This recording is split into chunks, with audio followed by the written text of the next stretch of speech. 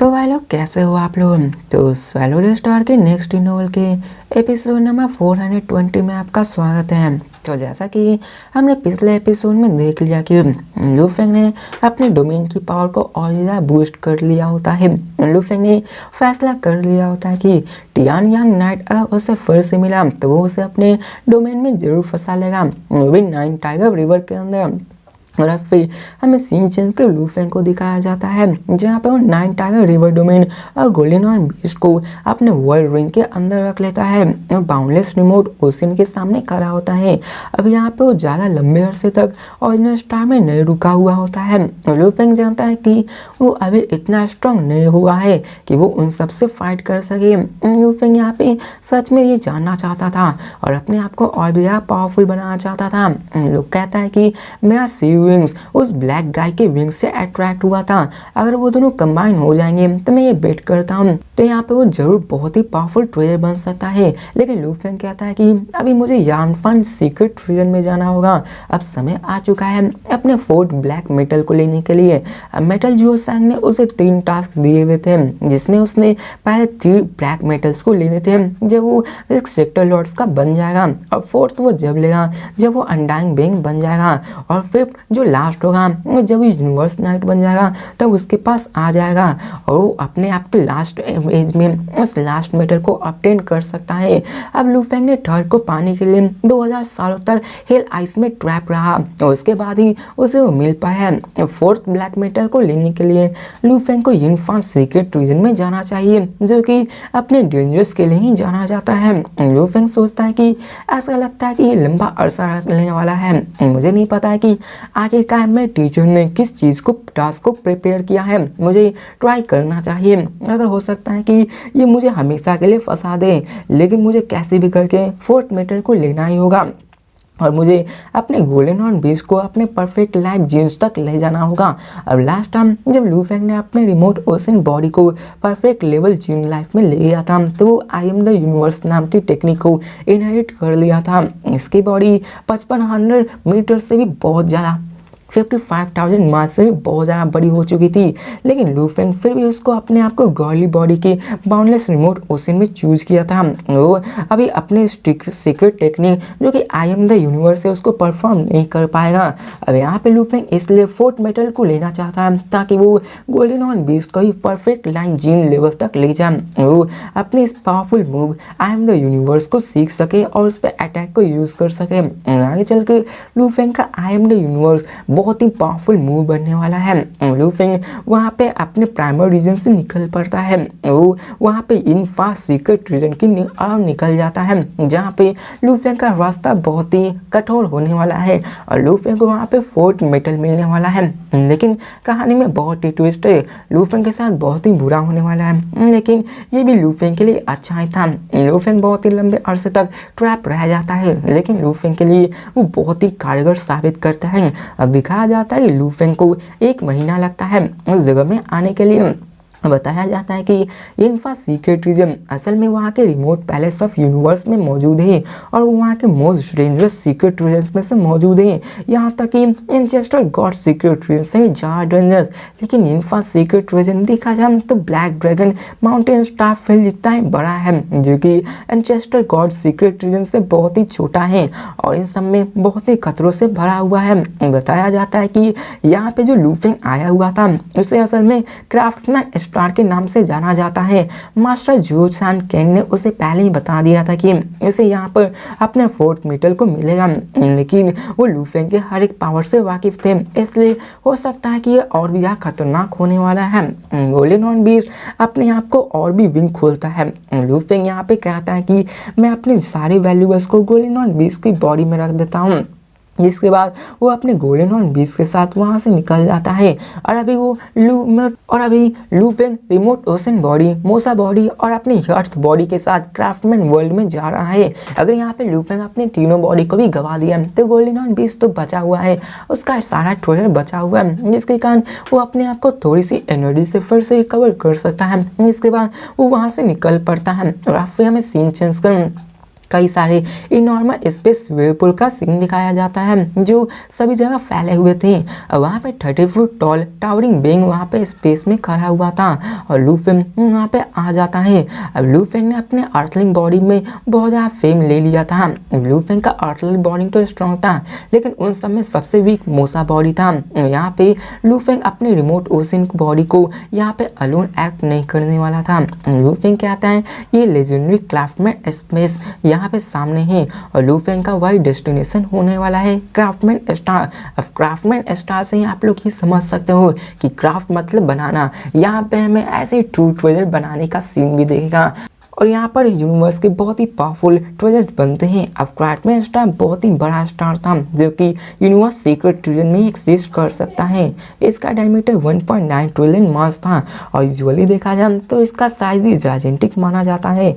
अब यहाँ पे फिर से बहुत सारा लंबा चौड़ा भाषण होता है जिसको कि मैं स्किप करता हूँ, डायरेक्टली पॉइंट पे आता हूँ। यहाँ पे मैं बताया जाता है कि टोटल में 200 टोटल थे। उनमें से कुछ ऐसे एरिया था जो कि बहुत ही सेफ था और वहाँ पे कुछ ऐसे थे जो कि बहुत ही डेंजरस होने वाले हैं। अब लू फेंग आगे बढ़ने लगता है और तभी लू फेंग को वहाँ पे एक टैबलेट दिखता है और जब लू फेंग वहाँ पे जाता है तो उस टैबलेट पे एक पे लिखा हुआ था कि ये बहुत ही डेंजरस है। कुछ पे लिखा था ये जगह फॉरबिडन है, कुछ पे लिखा था ऑफ लिमिट्स। अब यहाँ पे हमें बताया जाता है कि इन सब में ये सारे टैबलेट्स उन सबको सेफ डिस्ट्रिक्ट पे और ले जाता था। कुछ डेंजरस थे, कुछ फॉरबिडन थे, कुछ ऑफ लिमिट्स थे और ये सभी 98,200 नेचुरल वर्म सोर्स से कनेक्ट होते थे। और अब फिर हमें दिखाया जाता है इन टाइम में लू फेंग उन सारे वर्म सोर्स से पास होता हुआ क्राफ्टमैन स्टार में आ जाता है। यहाँ पे लू फेंग उन सब के सामने तरफ देख कर कहता है कि ये ग्रेट यूनिवर्स मास्टर क्राफ्टमैन्स बहुत ही जनरस सब फ्रेंडली होते हैं। ये यहाँ पे किसी भी यूनिवर्स मास्टर से उतना दोस्ती नहीं रखते हैं और यहाँ पे बहुत ही पावरफुल लोग मौजूद थे। और लू फेंग जानता था कि यहाँ पे ये बहुत ही शांति भरा जगह है जहाँ पे मारना बहुत ही प्रोहिबिटेड है। यहाँ पे बहुत चीज़ें ऐसी हैं जहाँ सीखा जा सकता है जैसे कि ट्रेजर्स को क्रिएट करना। अब लू फेंग जैसे ही वहाँ आता है कहता है कि मैं सेंस कर पा रहा हूँ कि ब्लैक मेटल मुझे बुला रही है। अब लू फेंग आगे बढ़ता है और अपने ओरिजिनली अर्थ बॉडी को अपने वर्ल्ड रिंग में कैरी कर लेता है जहाँ पे उसे सेंस कर पा रहा था। अब वो जिधर से सेंस कर रहा था उधर बढ़ने लगता है और अब फिर हमें सीन चेंज कर दिखाया जाता है कि लू फेंग जैसे जैसे ट्रैवल कर रहा था वहाँ पे कई सारे स्पेशल लाइफ फॉर्म्स दिख रहे थे जो कि फन कर रहे थे। वहाँ पे बहुत ही रेयर साइड दिख रहे थे जो कि यूनिवर्स में देखे जा सकते हैं। सेक्टल और अनडाइंग लेवल वहाँ पे कई सारे थे, कई सारे तो universe light level special life forms के भी बंदे थे। अब लू फेंग आगे बढ़ रहे होते हैं लेकिन तभी यहाँ पे हमें एक बंदे को दिखाया जाता है जो कि ग्रेट बिंग होता है। वो लू फेंग से पूछता है कि आखिरकार तुम कहाँ से आए हो आउटसाइडर, क्या यहाँ पे तुम ट्रू ट्रेजर को सीखने आए हो क्राफ्टमैन मास्टर से? तो लू फेंग स्माइल करते हुए कहता है कि हाँ मैं यही हूँ, लेकिन मैं जानता हूँ कि मैंने सुना है कि उनके स्टैंडर्ड बहुत ज़्यादा हाई है, वो इतनी आसानी से किसी को नहीं सिखाते हैं। तो वो ग्रीन लाइट लू फेंग के बगल में आती है। वो कहते हैं कि हाँ तुमने सही कहा, यहाँ पे कई सारे पावरफुल ग्रेट बिंग्स आते रहते हैं जो कि क्राफ्टमैन मास्टर का स्टूडेंट बनना चाहते हैं लेकिन बहुत सारे फेल हो जाते हैं। अभी तक क्राफ्टमैन मास्टर के सिर्फ 182 विस्पर्स ही हैं। अब लू फेंग भी स्माइल करता है, टेलीपोर्ट होकर आगे बढ़ जाता है। यहाँ पे हमें ग्रीन लाइट को दिखाया जाता है जो उससे कहता है कि क्या तुम कभी क्राफ्टमैन स्टार पे आए हुए हो, क्या तुम यहाँ पे जानते हो कि क्राफ्टमैन माउंटेन कहाँ है? तो यहाँ पे लू फेंग स्माइल होकर हंसने लगता है। इसके बाद वो आगे बढ़ जाता है जहाँ पे लू फेंग को महसूस हो रहा था कि फोर्ट ब्लैक मेटर है। और फिर हमें सीन चेंज कर लू फेंग को दिखाया जाता है जहाँ पे वो आधे घंटे तक आगे बढ़ने लगता है क्राफ्टमैन माउंटेन में जाने के लिए। और लू फेंग यहाँ पे ग्रीन लाइट की तरफ आगे बढ़ने लगता है उससे बात करते हुए। अब लू फेंग ने कई सारी बातें निकाल ली होती है। पता चलता है कि उसका नाम बोनीसा होता है। बोनीसा उसे वहाँ पे क्राफ्टमैन माउंटेन की तरफ ले आता है जहाँ पे क्राफ्टमैन मास्टर रहते हैं। यहाँ पे वो देखता है कि कई सारे ग्रेट बिंग वहाँ पे आए हुए थे उसका स्टूडेंट बनने के लिए। अब लू फेंग भी वहाँ पे आ जाता है। लू फेंग को महसूस हो रहा था कि यहीं पे ब्लैक मेटल फोर्ट मेटल यहाँ पे पड़ा हुआ है और लू फेंग सोचता है कि अगर यहाँ पे ब्लैक मेटल क्राफ्टमैन रहते हैं तो आखिरकार मैं उस फोर्ट पीस को कैसे ले पाऊंगा, चाहे मैं कितना भी स्ट्रॉन्ग क्यों ना हो। एक यूनिवर्स मास्टर के हाथ में ब्लैक मेटल लाइफ फॉर्म को नहीं ले पाऊंगा। लू फेंग इसी सब के बारे में सोच रहा होता है। बोनीसा को दिखाया जाता है जो लू फेंग के पास आता है और कहता है कि क्या तुम यहाँ पे ट्रू ट्रेजर को बनाने के लिए नहीं आए हो? और वो सामने नज़र फैलाता है और कहता है देखो यहाँ पे कई सारे यूनिवर्स नाइट है जो कि अपने घुटने पे है, वो सभी सिंसर है और वो सभी यहाँ पे आए हैं ताकि वो यहाँ पे क्राफ्टमैन मास्टर के द्वारा डिस्पल एक्सेप्ट किया जा सके। अब यहाँ पे लूफेंग की नज़र भी उधर जाती है, दिखाया जाता है कि वहाँ पे लगभग 200 यूनिवर्स नाइट्स अपने घुटनों पे झुके हुए थे जो कि यहाँ पे वो ट्रू मास्टर का क्राफ्टमैन मास्टर का स्टूडेंट बनने के लिए आए हुए थे। और अब फिर बोनिसा को दिखाया जाता है जो लूफेंग से कहता है कि है आखिर तुम कहाँ जा रहे हो। अब वो भी क्यूरियोसिटी होता है लूफेंग के बारे में। अब लूफेंग भी स्माइल करता है और कहता है हाँ मैं भी डिजायर हूँ सीखने के लिए, लेकिन यहाँ पे मैं इतना सर्टेनली नहीं हूँ। अब यहाँ पे लूफेंग इतना कॉन्फिडेंट तो नहीं था कि वो उनका स्टूडेंट बन सकता है या फिर नहीं, लेकिन फिर भी यहाँ पे वो कहता है चलो मैं एक नज़र ले ही लेता हूँ। अब बोनिसा कहता है कि ये सभी लक के डिपेंड करता है, यहाँ पे 500 से ज़्यादा भी कैंडिडेट हैं जो कि यहाँ पे ऐसे ही पड़े हुए हैं, इनमें किसी कुछ तो लाइफ फॉर्म ऑफ एनर्जी है। यहाँ पे लूफेंग उससे पूछता है कि आखिर वो लोग कितने लंबे अरसे से नील किए हुए हैं। अब बोनासा वहाँ पे थोड़ा सा उसकी तरफ देखते हुए कहता है कि कुछ तो यहाँ पे हजारों सालों से, कुछ तो यहाँ पे 10,000, कुछ तो यहाँ पे 100 सेंचुरी से ज़्यादा हो चुके हैं, सब लोग यहाँ पे अपने पैरों पे नील किए हुए हैं। तो लूफेंग भी हामी भरता है। अब बोनिसा कहता है कि मैं तुम्हें आगे एक्म्पनाई नहीं कर सकता हूँ, अब यहाँ से तुम्हें आगे ही जाना होगा। लूफेंग भी आगे जाने लगता है। अब यहाँ पे फिर से कई सारी बकवास होती है तो इसको मैं स्किप करता हूँ। अब लूफेंग वहाँ सीधा क्राफ्टमैन मास्टर के पास जाने लगता है। अब लूफेंग उन सीढ़ियों के ऊपर आगे बढ़ने लगता है, लेकिन तभी लूफेंग को ये एहसास भी नहीं होता कि वो सीढ़ियों के ऊपर चढ़ने लगा है और वहाँ पे डीप और मेलेडियस वॉइस लूफेंग को कहती है मेरे फ्रेंड रुक जाओ। अब लूफेंग भी वहाँ रुक जाता है। अब यहाँ पे वो 1000 फीट लंबा बंदा होता है और लूफेंग से कहता है मेरे फ्रेंड क्राफ्टमैन माउंटेन्स वहाँ है जहाँ पे क्राफ्टमैन मास्टर उसके डिस्पर रहते हैं, यहाँ पे कोई भी बंदा उनके अंदर नहीं जा सकता है उनके परमिशन के बिना, अगर ऐसा हुआ तो वो उनके प्रति डिसरिस्पेक्ट शो करता है। तो ये सुनकर लूफेंग स्माइल करता है और कहता है ओह मैं यहाँ पे शुक्रिया कहता हूँ, मैं अपने ख्याल में कुछ ज़्यादा ही खोया हुआ था। यहाँ पे वो बंदा कहता है कि क्या तुम यहाँ पे अपने क्राफ्टमैन मास्टर के डिस्पर बनना आए हुए हो। अब वो बंदा 1000 फीट का था जो कि अपने सेल्फ शिफ्ट को करके लूफेंग की हाइट जितना कर लेता है। अब लूफेंग भी कहता है कि नहीं मैं तो यहाँ पे क्यूरियस हूँ, अगर यहाँ पे होप है कि मैं उनका डिस्पल बन सकता हूँ तो मैं यहाँ पे जरूर मेहनत करूँगा।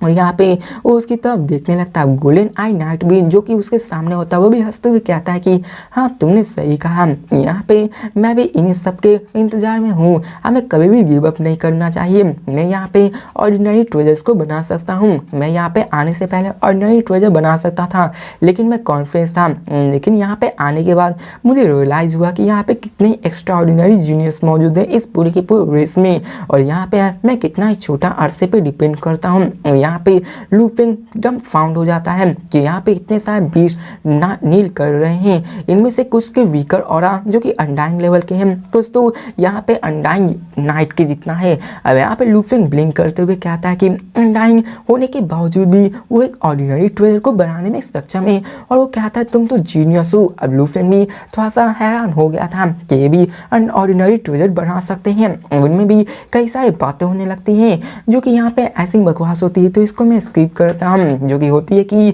वहाँ पे वो क्वेश्चन पूछता है कि क्या तुम यहाँ पे डिस्पल बनने के लिए आए हो, लेकिन लूफेंग कहता है कि नहीं बस मैं क्यूरियस हूँ।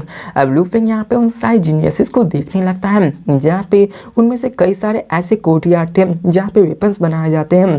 लूफेंग यहाँ पे इन्हीं सब के बारे में सोचने लगता है और लूफेंग के मन में कई सारे ख्याल आने लगते हैं कि यहाँ पे कितने सारे जीनियसेस मौजूद हैं, लेकिन लूफेंग का यहाँ पे एक ही मकसद था ब्लैक मेटल को लेने के लिए, और लूफेंग का यहाँ पे कोई भी इंटरेस्ट नहीं था उनका डिस्पल बनने के लिए, क्योंकि लूफेंग को क्राफ्टमैन में कोई भी इंटरेस्ट नहीं रहने वाला है। और लूफेंग सोचने लगता कि आखिर मैं क्या करूँ, मुझे आखिर ब्लैक मेटल बोर्ड कैसे मिलेगा। लूफेंग थोड़ा सा फ्रस्ट्रेट था, लूफेंग के पास कोई भी फिजिबल प्लान नहीं था, वो सिर्फ इंतजार कर सकता था।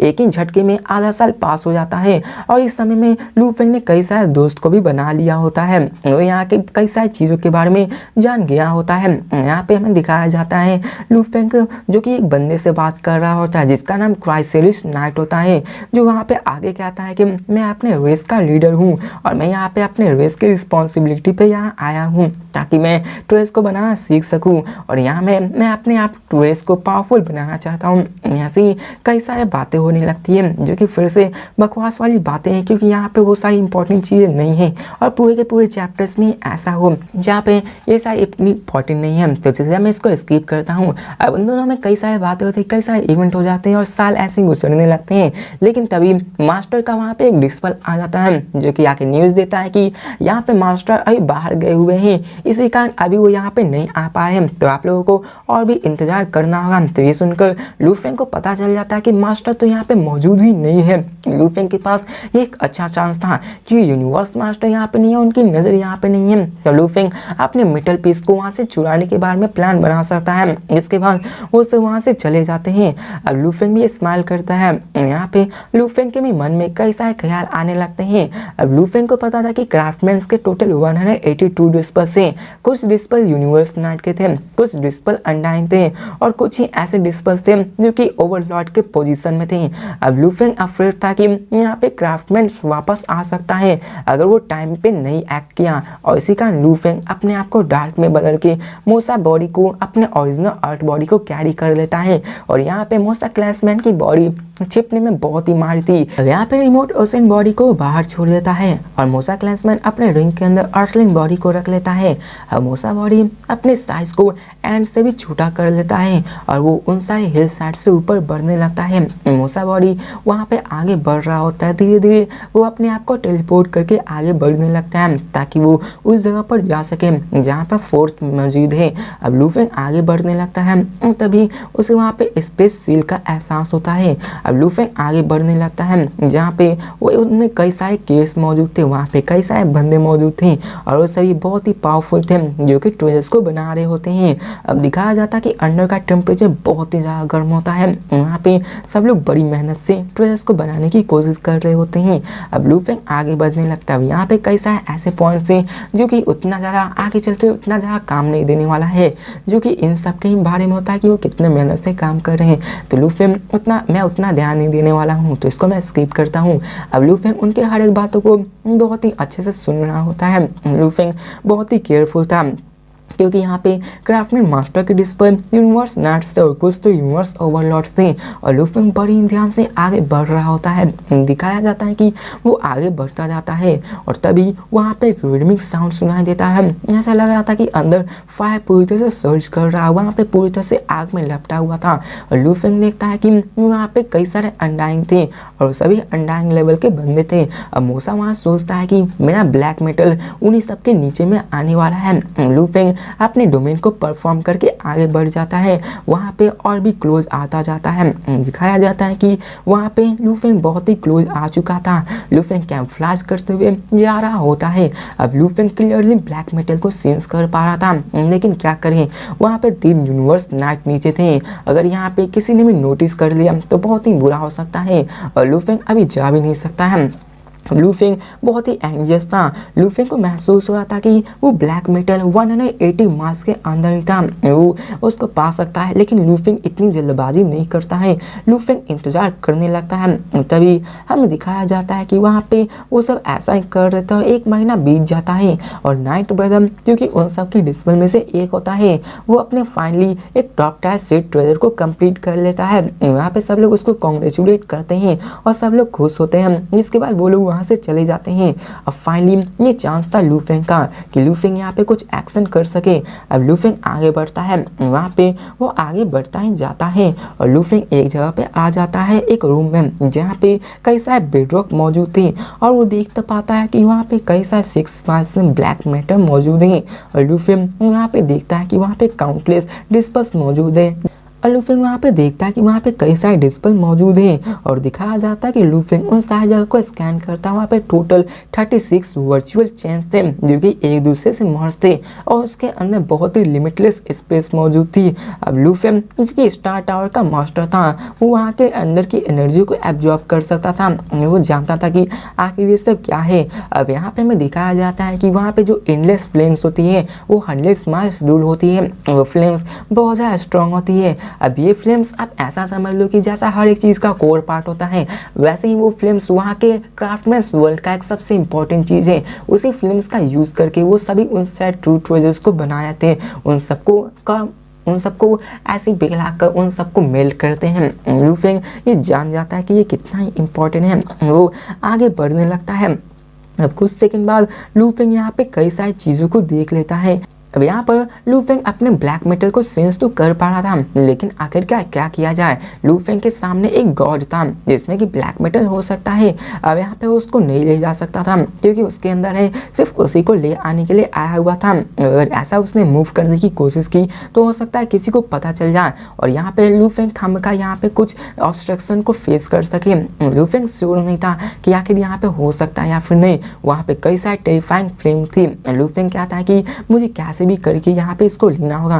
पहले तो मूसा क्लैंसमैन की बॉडी को ट्राई करता है और वो वहाँ पे आ जाता है उस जगह पे आने उसको लेने के लिए, लेकिन दिखाया जाता है कि लू फेंग उसी 36 वर्चुअल सेंस के पास नहीं होता है और वहाँ पे लू फेंग उसको ओपन नहीं कर पाता है। जिसके बाद अपने वो मूसा क्लैन से तो नहीं कर पाता है तो अर्थलिंग बॉडी को निकालता है जो कि उसको यूज करता है और लू फेंग उस गॉड को अपने अंदर इंटरनल वर्ल्ड रिंग में रख लेता है।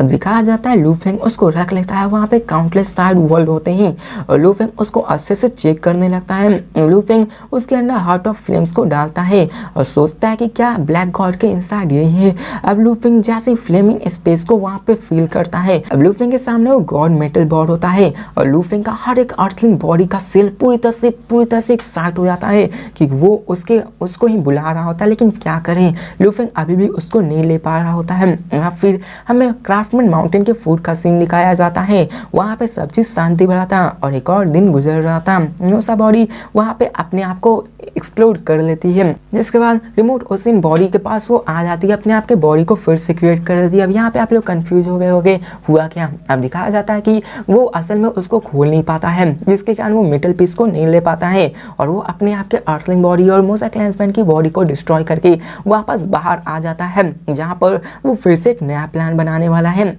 और फिर लू फेंग उसी हाउस में जाके बैठ जाता है और इसी सब के बारे में सोचने लगता है कि आखिर वो कैसे ले सके। और लू फेंग सोचता है मेरी रिमोट ओसिन की बॉडी मेरी ओरिजिनल अर्थलिंग बॉडी से बहुत ज़्यादा पड़ी है, आखिर मुझे क्या करना चाहिए। वहाँ पे कई सारे डिस्पल हैं, मैं इस जैसे परफेक्ट टाइमिंग को नहीं मिस कर सकता हूँ। और यहाँ पे लू फेंग अपने प्लान को बनाने लगता है कि कैसे वो अपने गॉडली पावर को डिवाइड करेगा, कैसे वो अपने मूसा क्लैंसमैन की बॉडी से वहाँ पर जाएगा और फिर से वहाँ पे जाके उसको चोरी करने की कोशिश करेगा।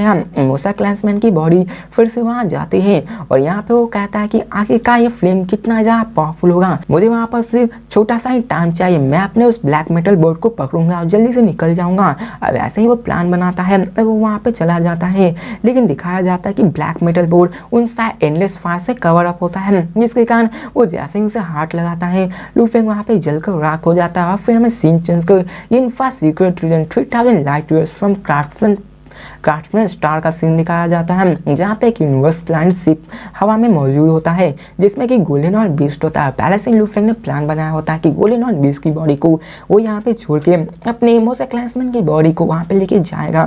फिर से वो लोग वहाँ पे आ जाते हैं। लू फेंग यहाँ पे सोचने लगता है कि मेरी रिमोट ओसिन की बॉडी बहुत ज़्यादा मैसिव है, लेकिन यहाँ पे मैं अपने बॉडी को बार बार डिस्ट्रॉय नहीं कर सकता हूँ। वहाँ पे वो कहता है कि मुझे कैसे भी करके उसे पाना ही होगा, जिसकी मदद से मैं जाके वहाँ पे ले सकता हूँ। अब यहाँ पे वो सोचने लगता है कि क्या मुझे अपने आप को फोर्स आर्मर के साथ वहाँ पे जाना होगा या फिर नहीं। लू फेंग वहाँ पे वाइन लेकर सोफा बैठ जाता है और सोचने लगता है। अब यहाँ पे लू फेंग यही सोच रहा होता है कि आखिर मुझे जाना चाहिए या फिर नहीं। उसने अपने रिमोट ओसिन को भी वहाँ से भेज दिया था और उसकी स्ट्रैटेजी उतनी काम नहीं कर रही होती है और लू फेंग सोच रहा होता है कि क्या मुझे अपने फोर्स आर्मर को यूज़ करना होगा या फिर नहीं। ये सब के बारे में वो सोच रहा होता है। अब लू फेंग यहाँ पे 6 घंटों तक लगातार सोचते रहता है, फाइनली डिसाइड करता है कि मुझे जाना ही होगा। जिसके बाद दिखाया जाता है कि वो मूसा बॉडी को रख लेता है, गोल्डन और बीस्ट बॉडी और रिमोट ओसिन बॉडी को अपने मूसा क्लैन के अंदर रख लेता है। लू फेंग के पास टोटल 6 ट्रू ट्रेजर्स थे, टावर पे star tower, savings, force armour, golden king armour, 9 tiger river. अगर यहाँ पे वो गोल्डन हॉर्न बीस्ट के साथ वहाँ पे जाएगा जो कि 3 ट्रेजर्स को लिए होगा, जो कि force armour, savings, 9 tiger river, जहाँ पे ये सारे बहुत ही इंपॉर्टेंट है। बात रही गोल्डन हॉर्न, जहाँ पे लू फेंग ऐसा प्लान बनाता है। अब यहाँ पे लू फेंग कहता है अगर मैं यहाँ पे फेल हुआ और अपने फोर्स आर्मर को लूज किया